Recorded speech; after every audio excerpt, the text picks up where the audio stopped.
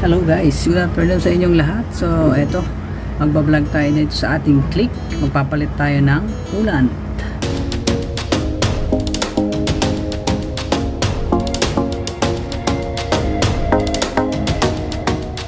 Yan, kasi naka 4 years na to, hindi pa rin napapalitan yung coolant nya. So ang advice is 2 to 3 years dapat after palitan na. So yun, palitan natin, DIY tayo guys. So yan, tatanggalin din para natin yung laman ng reserve natin, reservoir. So tatanggalin natin to, cover nya. Tanggalin natin itong tornilyo.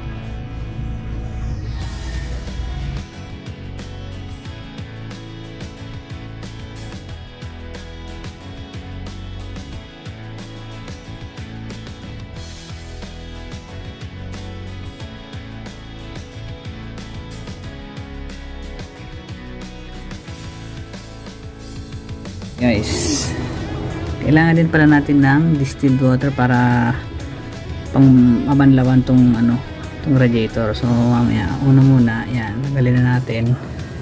Gamit tayo ng plier or Torx dito para tanggalin ang drain bolt. So counterclockwise lang. Yan, medyo mahigpit the first time eh.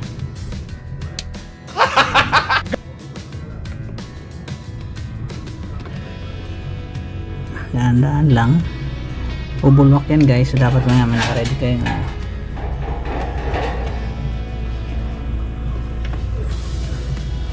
Yan.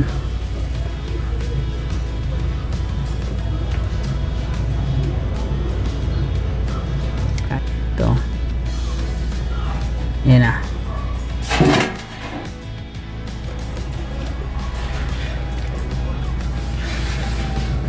Tapos bubuksan natin to guys para lumakas yung tulo.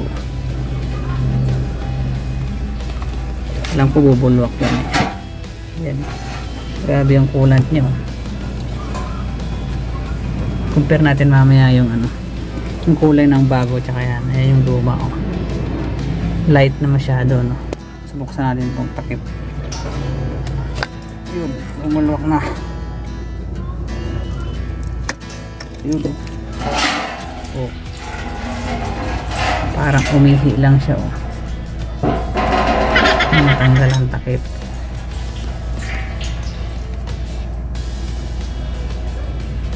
Kunti yan oh. Buksan din natin ito oh.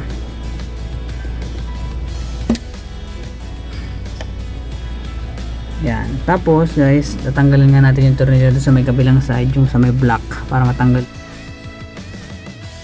So ito guys, yung isang tinatanggal oh.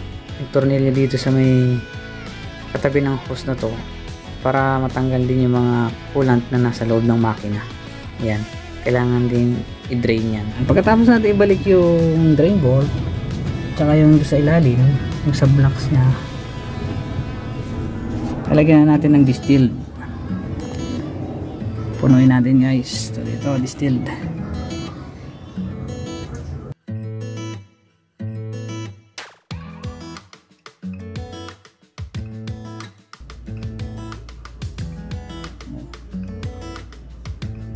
Baba, dagdagan pa.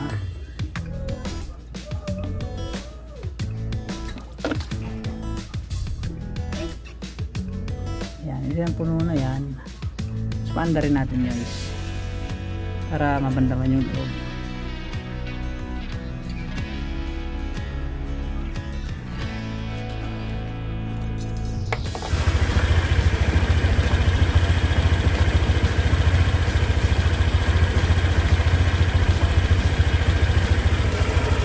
So yun guys, hindi mainit na yan, pwede na yan guys.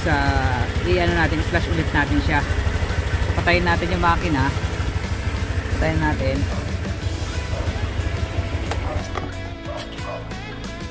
Tapos tatanggalin ulit natin to.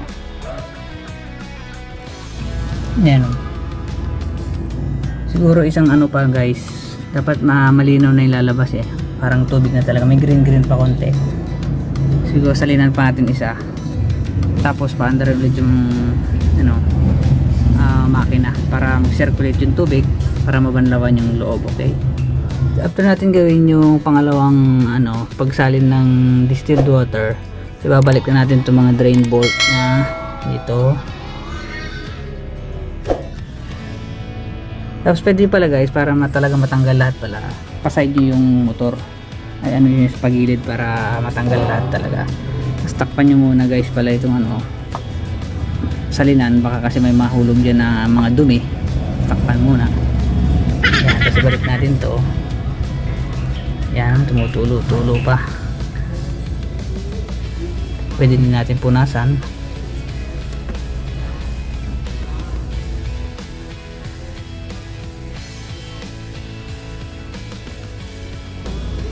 Ito pala guys yung tornilyo sa ilalim.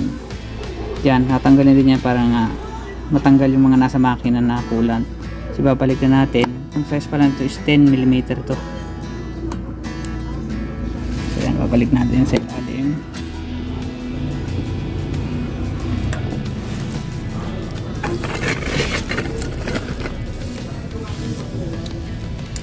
Basta makikita ito guys. Ito lang, katabi lang ito ng hose. Babalik lang natin.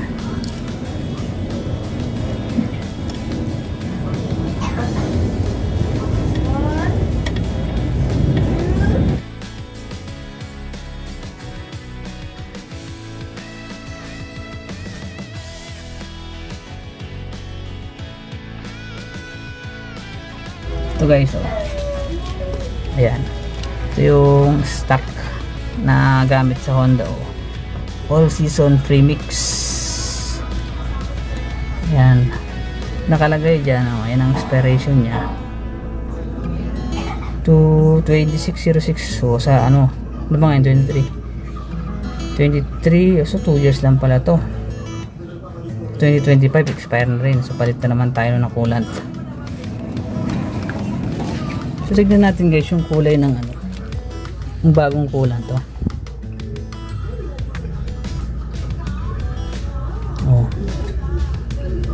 Ganoon din pala, light, parang light green din. So yun, mas maganda talaga palitan din kasi nag-expire siya. Pero yung kulay guys, and light, parang hindi din siya masyadong green. Yan, so yun, salin na natin.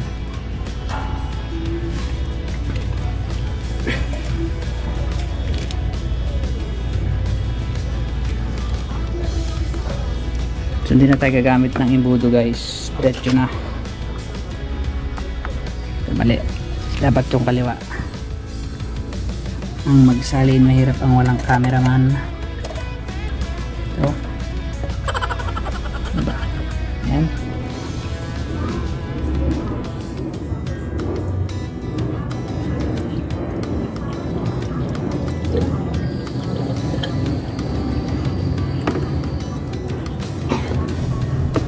Kailangan mapuno natin.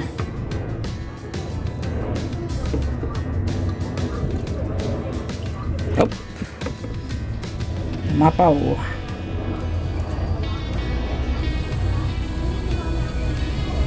Yan, tapos panda rin natin guys.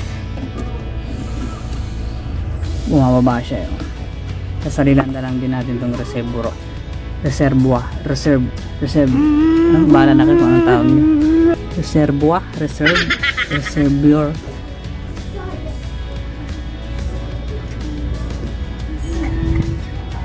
So yan, paanda rin natin guys. Tapos dagdagan na lang natin. Yun, so ganun lang naman guys. Tapos balik na lang natin yung mga takip.